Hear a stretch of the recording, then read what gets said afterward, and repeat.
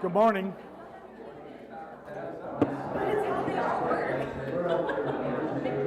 It's exciting to see everybody so excited this morning to be here.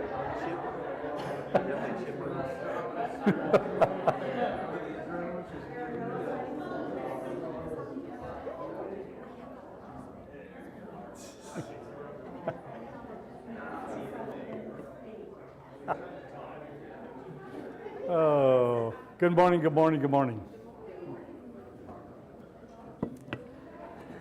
We are doing our best to get Acts finished up here. We are going to be in chapters 25 and 26 today. Hey, how are you? Good to see you.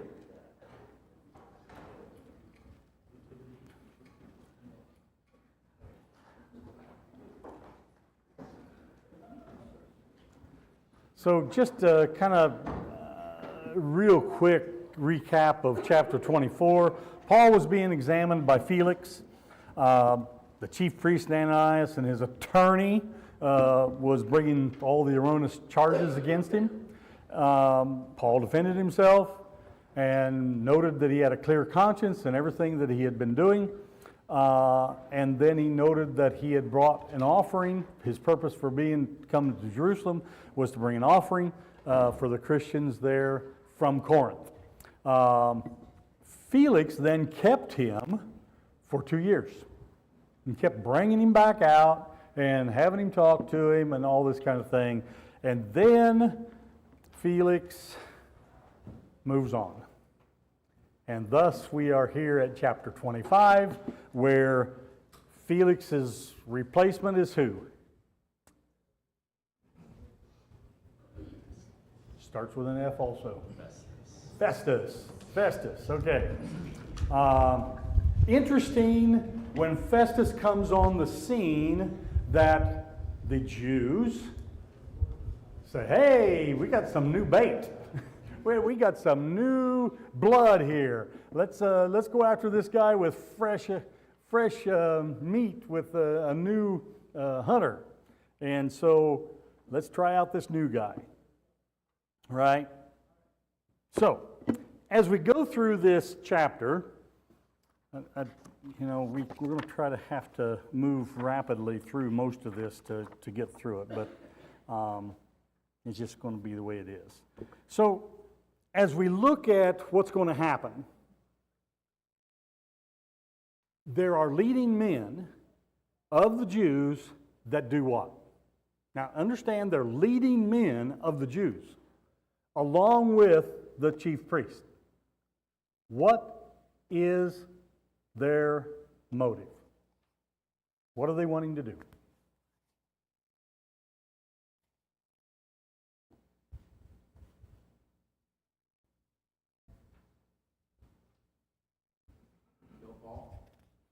Kill Paul.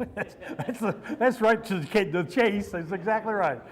I don't know if these are the same guys that made a vow that they wouldn't eat or drink until they killed him. You know, it's been 2 years, so there'd be some pretty hungry guys.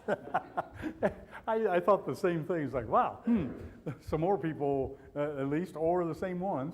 They ought to be pretty hungry. So, in their way of going about this, what does it show us about political leaders? What are they willing to do? I feel like it's greater than just political leaders. It's the human nature of self-centered desires that can creep above the desire for the good or for others, right? So that is one platform in which we can really have a light shown on the ugliness of that. But at the end of the day, they're being human and giving into their human desires and wants and needs. Okay.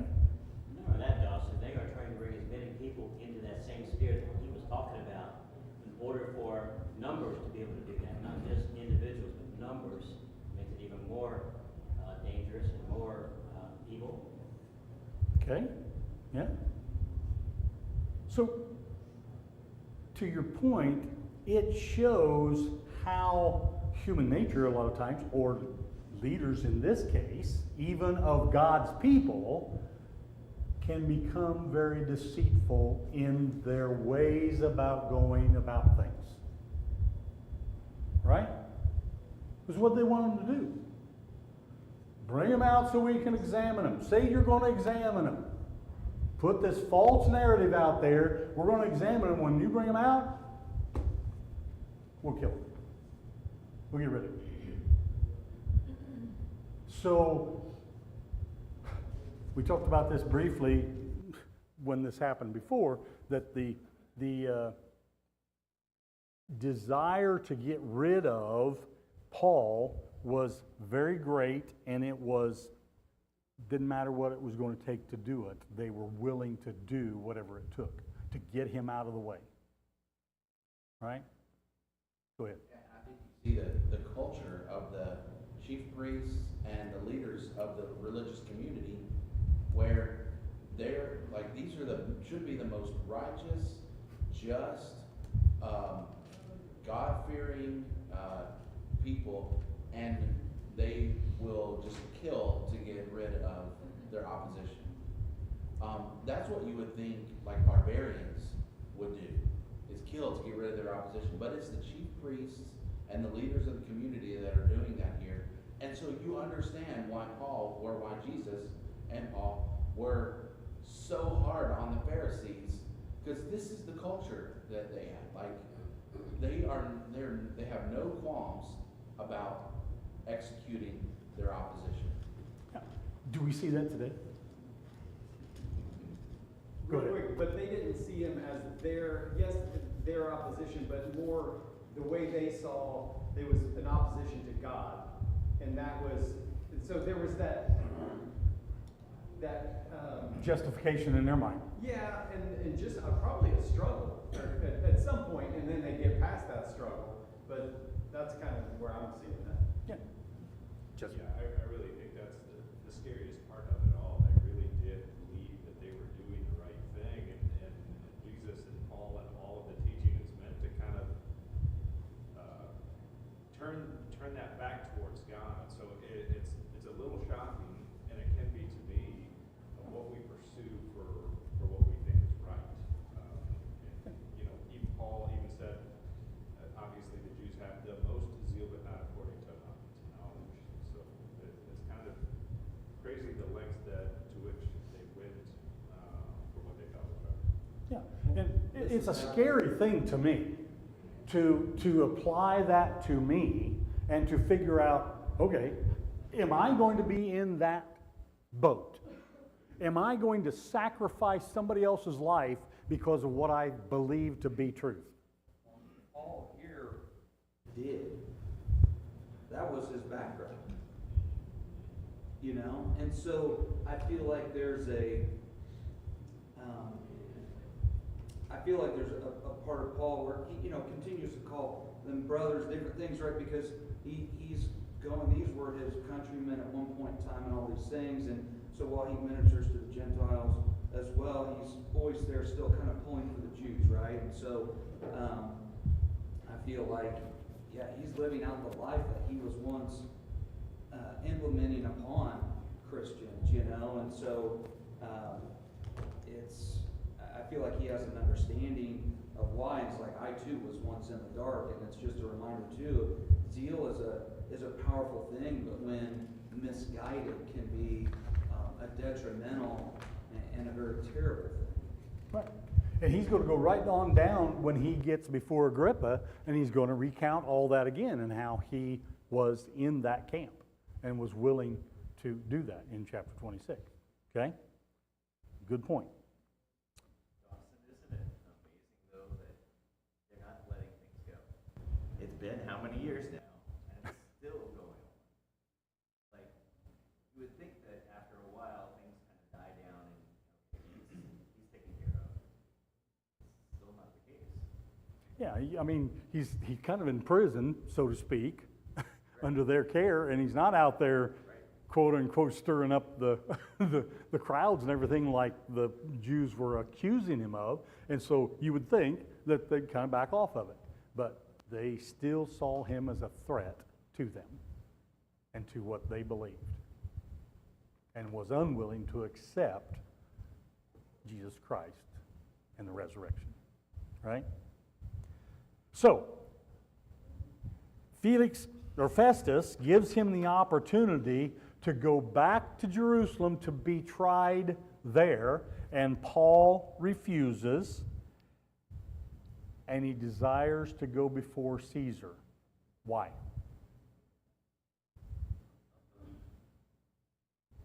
Basically says he hasn't done anything against any law, even the temple, anything. But if you find that I'm a wrongdoer, then you need to kill me. Not, I'm going to Caesar. So, but what he says is, no, the Jews have brought me before you. They brought me to the tribune. And I am now to be judged by you. Not going back there. They gave up that right. They put me, and so he invokes his Roman citizenship, right? They can't touch me. So take me on and let me go to Rome. And why does he want to go to Rome? Was that just to be tried? Or was there more to it? Yeah. It's kind of the final step of his mission to get the word out, to teach the word. I've got to get to Rome. So I don't have to pay my way. They're going to take me. One way to look at it. He's going to go under their protection as well. Exactly. Exactly. Brad? It kind of reminds me of the quote, "The only thing necessary for the triumph of evil is for good men to do nothing." And so it seems like everybody's kind of just trying to abdicate their responsibility for justice so that they'll appease the mob and do what the mob says. You know, like Felix left Paul in jail because he's like, I'd like to do these Jews a favor. I want to keep them on my good side. So they're like, he's just maybe a good man looking on doing, like, he's not responsible for all the accusations, but he's just doing nothing. Yeah.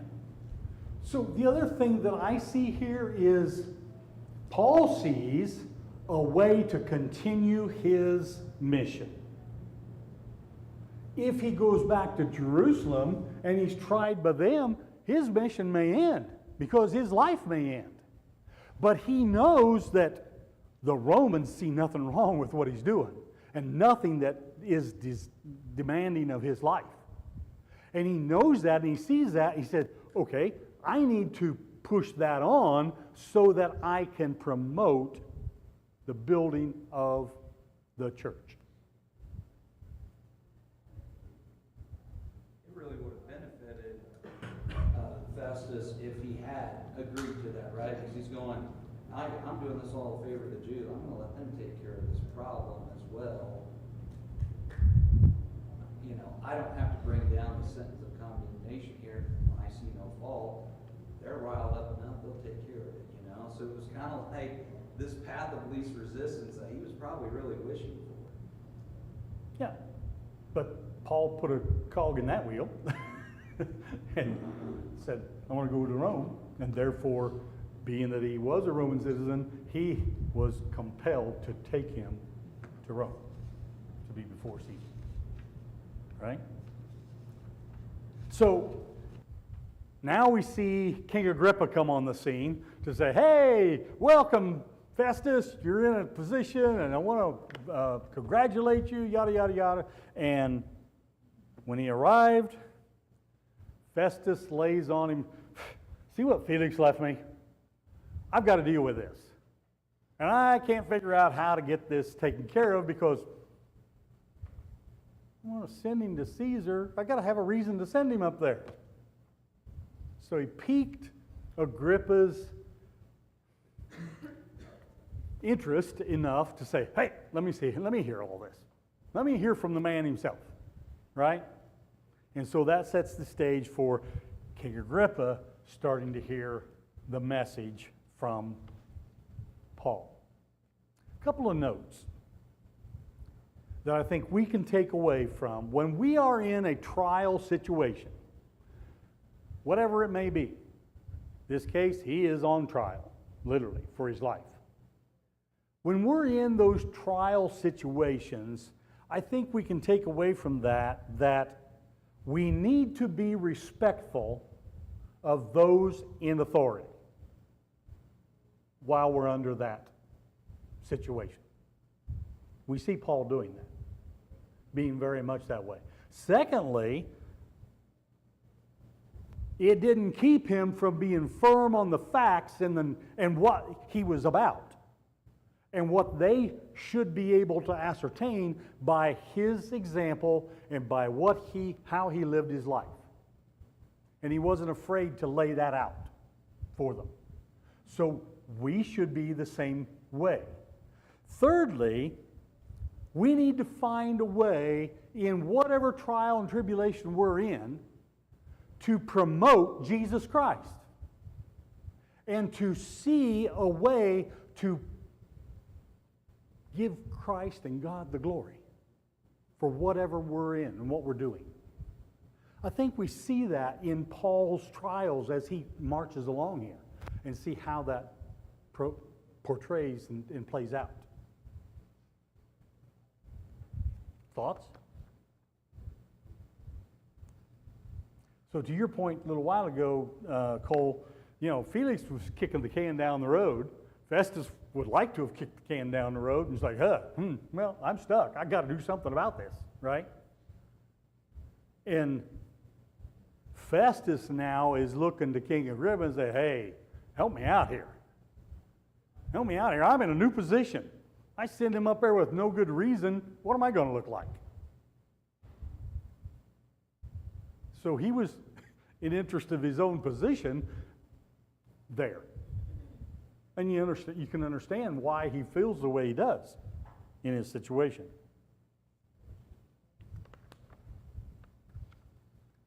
Don't you think, though, in a very similar manner, Jesus did basically everything that just said that Paul did, right? Things that Jesus pointed out was the same thing that Jesus had to deal with, and the same types of responses that Jesus dealt with.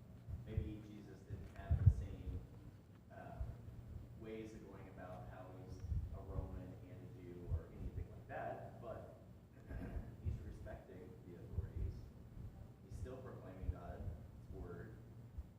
He's able to still reach people. He's not denying who he is. Yeah.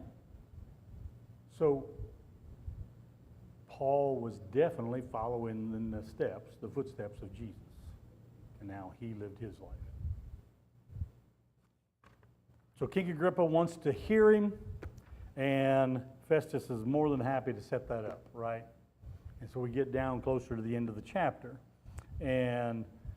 but Festus just lays it out to King Agrippa that, hey, he's done nothing wrong, in my opinion, to deserve death, right? But he requested to go to Caesar. I am obligated to take him there. But he wanted to save face at the same time in taking him there. What else in that chapter do you want to cover? Anything? Kind of flew through it, but I think we hit the highlights.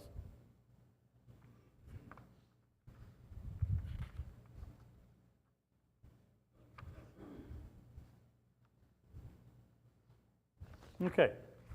Nothing further. We're going to jump on to 26. Told you we're flying. Trying to make up time. All right. So chapter 26, he gets his chance to stand before King Agrippa and defend himself. To start off, how does Paul address him and say to him? What's he say to him? Jesse. He's very respectful, but he also says, I consider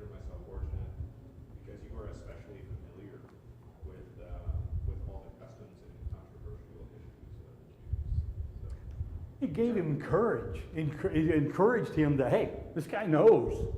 None of this has been done in a corner. None of this has been hidden. This guy knows.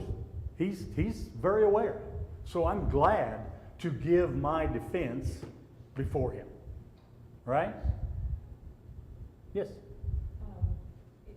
Paul says at another time, he says that he became like all men. And I see this as one of those situations where he responds in a way that's appropriate to the situation. Yeah, absolutely. He recognizes him as king. And recognizes him as the authority that he is under. Yep. Excellent.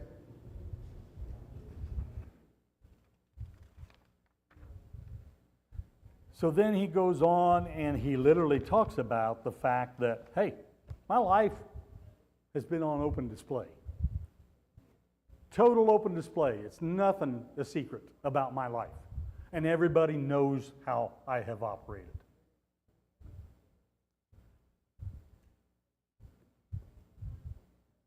I think it's important for us to see verse 5. They have known for a long time, if they are willing to testify, that according to the strictest party of our religion, I have lived as a Pharisee. He's been faithful and was faithful. And then he's going to launch into his past and how everything occurred, right? To what you were talking about, Cole, a little bit earlier. One of the things that kind of stuck out to me is verse 7.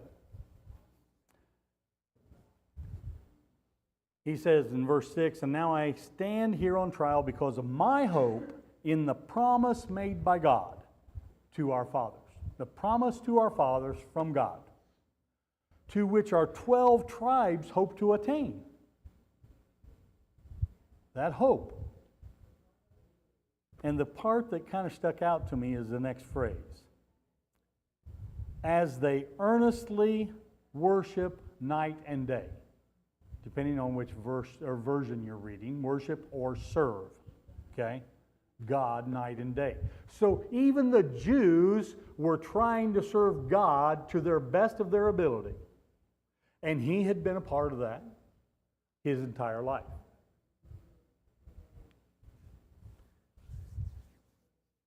And to your point earlier, he is basically saying, as he goes on here, I've been where they are. I know how they feel. I know the way they think. However, this is what happened to me. And he continues on with the story. Right? And it's a very familiar story to all of us. In the fact that he put to death Christians, or he didn't, but he sanctioned it. And he was casting his vote against them and making them blaspheme and raging fury against them, trying to make the Christians' lives very hard, just as these men are doing to me right now. So then he goes on and he tells about his conversion, right? Hey, Dawson. Yes. Before we go there, in verse 6 and 7, he talks about like the hope he has in this promise, and he's kind of connecting with Agrippa on this promise. What do you think the essence of that promise is? Just kind of open up that question. What the promise that he's talking about Yeah, is? it's because of my hope in what God has promised our ancestors that I'm on trial today. This is the promise our 12 tribes are hoping to see fulfilled as they earnestly serve God day and night. So your question is, what is that promise? What is he talking about? Who wants to tackle it?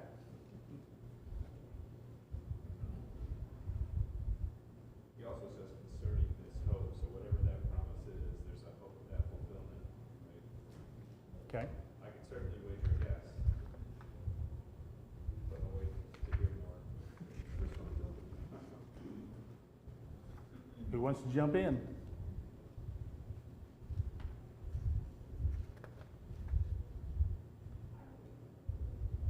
I'm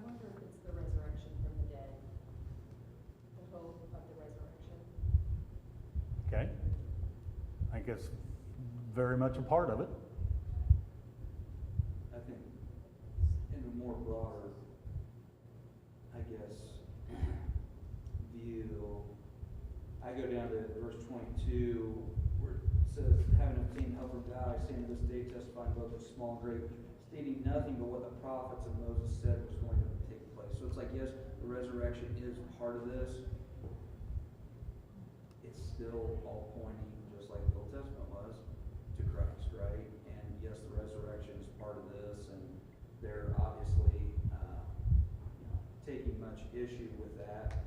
But it's kind of just like, this is all the things that you know, and I'm just saying, hey, I'm connecting the dots. So, yeah, resurrection part of it, but I think it goes beyond that and pointing to Jesus as God, and all things encompassing that. Yeah, that's where I was going to go, which is right down to verse 22 and 23. I think that's a big part of it because he visits that. Well, and I think that's where the message changes, because it's this hope that we all have, and they're still stuck in the physical king and in Israel to be brought, the 12 tribes to be unified in one great nation and take over. Right. That's where I think that's where he's drawing on this hope. But this is 22 is where it changed, is in the death of Christ and him being risen, because they hadn't made that connection in the Old Testament. Right. And Paul goes back to that and says, here's where it changed. And then we see the reaction of Agrippa here. He's like, you've gone mad. Yeah. Yeah. This is making you go crazy. Because he saw it like the Jews saw it, and he was expecting this kingdom to be on earth and be a very physical thing. Jesse. You know what Micah had said, and as he mentions, why do you people think it is unbelievable that God raises the dead? Because I think about the Old Testament and the promises that I've kind of seen in the Old Testament. I understand the confusion with the Jews being like, we need a king, right? We need a victor, and then we talk about, no, the promise is Jesus. And it's all, I guess I'm just kind of restating it, but I guess I never realized that the promise of Jesus implied the promise of resurrection. And so that was also the thing being sought after by finite man. You know what I mean? Even through all of the Old Testament. I guess I never put the resurrection as a specific promise in the Old Testament. Jesus, surely, but Jesus as king then implies you have everlasting life. So talking out loud about just No, connecting it's the fine. dots there. I think that's a very good thought process. I think this also promise goes back to there's a Messiah coming. There's a Messiah coming. They didn't recognize who the Messiah was, right? And didn't want to recognize who it was because it didn't fit their concept of what it was supposed to be, or what they thought it was supposed to be. Brad? Yeah, and I think in Genesis 12, like you can go all the way back here, and God promises to Abraham that he will make him a great nation, which he did. He'll make his name great, which he did. He'll bless those who bless you. Whoever curses you, I will curse, which he did. And all peoples on earth will be blessed through you. Now, that one is a little bit of a mystery because they still don't want to extend salvation to the Gentiles. Exactly. Right? And then here in Acts 26, verse 23, he says that the Messiah would suffer, and as the first to rise from the dead, so there's that, would bring the message of life to his own people and to the Gentiles. So it is the fact that through the resurrection and through the gospel, God's favor extends to all nations, just like he promised Abraham. And I think that was a bit of a mystery. And the promise, they're like, well, how is God going to bless all peoples on earth? We know he's blessing the Jews or the Israelites. We know that for sure. We're God's chosen people. Not real sure how he's going to bless those nasty Gentiles, but that's where we are on this. And Paul, part of the reason they want to execute him is because he's been bringing the gospel to the Gentiles. Yeah, literally. absolutely. And it all comes back to their physical view versus the spiritual view of all nations being blessed. Micah. To tack right on with that, I was one step behind it. Romans 15:8, for I tell you that Christ has become a servant of the Jews on behalf of God's truth, so that the promises made to the patriarchs might be confirmed, and moreover that the Gentiles might glorify God for his mercy. Excellent. Excellent. Absolutely. So I guess I look at this too, and I look inwardly, and we understand very well the gift of salvation. And how many times do we hold too tightly on that, like we don't want to share it? Just like these Jews were doing that to the Gentiles, right? And I think too, Paul's past amplifies what human nature can do. Like, you think of it on a simple term, like even not like a sports analogy here, not even like pro, like if a kid from Brownsburg goes to play for another town, there's parents excommunicating them, talking awful about them, hoping that they fail. It happens at the lowest level of human nature. Paul, prominent in the Jewish community, and he's a turncoat. Somebody that comes back to their former team is going to get booed out of the arena, for just going to the other team.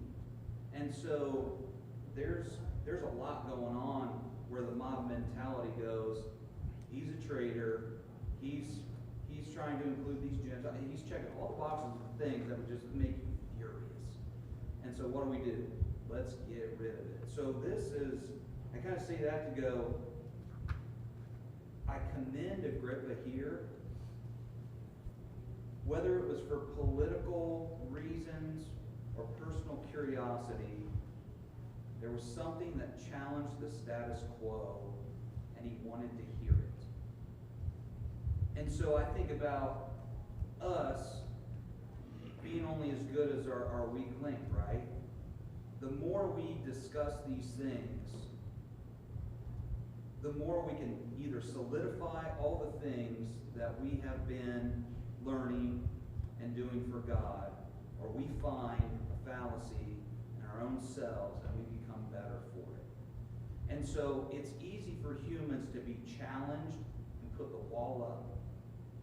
And so this is just where I kind of just look to Agrippa and going, yeah, he had some things that he needed working on like we all do, but I just kind of pulled that good out of him of actually challenging the status quo and hearing it out and trying to weigh it and see what it's worth.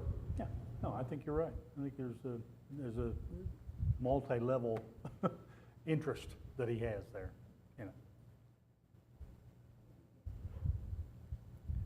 So one of the other things that kind of popped out to me is when he's talking about his conversion there in verses 16, 17, 18, he gives a little more detail than what we have read in chapter 9 and previous recounting of this. And he says that in verse 16, he says, for this purpose, to appoint you as a servant and witness to the things in which you have seen in me, and to those in which I will appear to. Verse 17, delivering you, in other words, I'm going to deliver you from your people. Who's his people? Who is he talking about? The Jews, right? I'm going to deliver you from your people and from the Gentiles to whom I'm sending you. Why does he send them to them? To open their eyes. That wouldn't be only the Gentiles, that's for the Jews. Their eyes need to be opened too. What does it need to be open to? That they may turn from darkness to light. from the power of Satan. Satan has power over them. They don't realize it. But Satan has power over them. To God. Turn them to God instead. And that they may receive forgiveness of sins and a place among those who are sanctified by faith in me. So he comes back to, it's about faith, it's not about your lineage. So Paul understood that and was taking that now and saying, Agrippa, this is what's happened to me. This is how I've changed. This is my life now.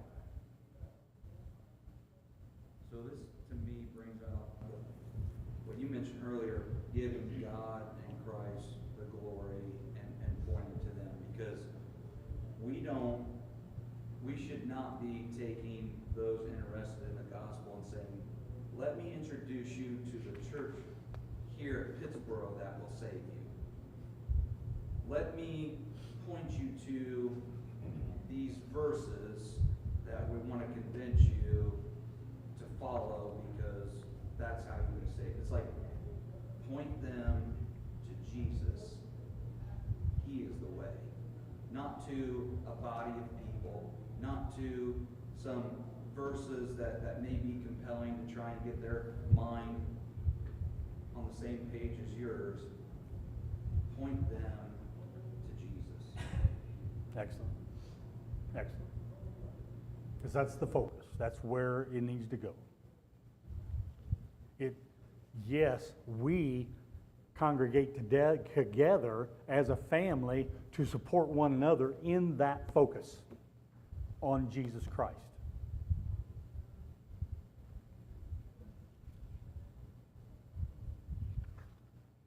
So then we kind of get down to what we talked about briefly earlier, and that's verses 22 and 23.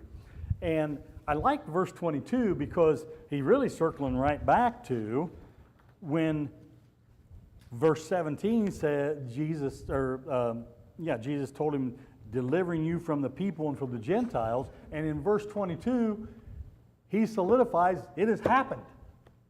He said it was going to happen. It has happened. To this day, I have the help that comes from God.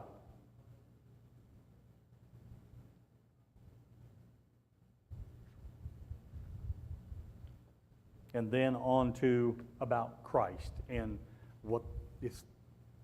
Okay, so was the New Testament written at this point? Any of it? No.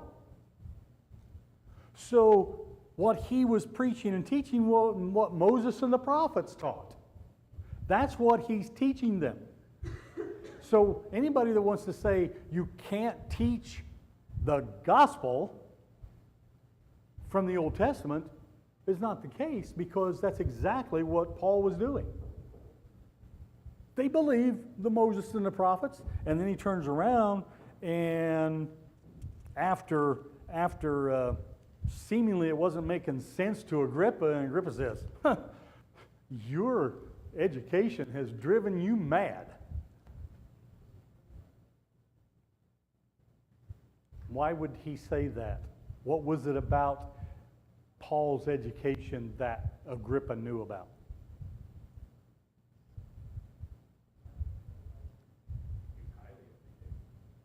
Highly educated. At the feet of who? Gamaliel, right? One of the biggest names out there. Still among the Jews. Yes. And so he said, man, your learning has driven you mad. Because it wasn't making sense to him for what he knew, what Agrippa knew. It didn't click. He could see what the Jews were saying because he knew what the Jews believed.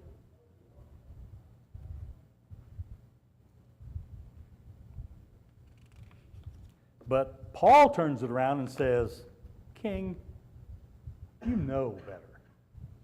You know that these things are so. And then he turns around in verse 27 and says, okay, King Agrippa, do you believe the prophets? You know what the prophets said. Do you believe them? And he rhetorically asks that question because he answers it himself. I know that you do. He knew his audience. He knew who he was talking to. He knew about him and was able to make that judgment on them. So then what happens with the judgment of King Agrippa? Is it declared right there amongst everybody? Nope. They go into private, right? Into private discussions. And King Agrippa says, hey, he's not guilty. There's nothing in him guilty that they are saying. Therefore, what? We're going on to Rome, right? He appealed to Caesar. We're going to take him to Caesar. Any other thoughts on chapter 26? We spun through that one. I thought it was interesting how Agrippa asked him, "You think I could become converted that quickly?" Basically, and Paul says, whether it's long or short, that doesn't matter. But what I hope is that people, not only you, but everybody who has heard my testimony, would strive to be like me, except in these chains. Right. And he's basically saying, if more of us will believe in this, these chains are gone from me. Excellent. So, Paul, I go to Ephesians, and it says, I pray that the eyes of your heart may be enlightened, so that you will know what is the hope of his calling, what are the riches of the glory of his inheritance in the saints, and what is the surpassing greatness of his power toward us who believe. These are in accordance with the working of the strength of his might, which he brought about in Christ. And he goes on there, and it was just like, whether that was to the brethren in Ephesus, whether that was to Agrippa right there, he was still pointing all things to Christ. And I want you to not just know him, I want you to know the depths of his love and of all things Jesus. Great. Thanks, everybody, for your participation. This study of Acts has been very rewarding to me. I hope it has been for you all. We are nearing the end. We'll probably try to wrap this thing up next Sunday with chapter 27 and 28, and then you won't have to put up with me for a while. Thanks, you all.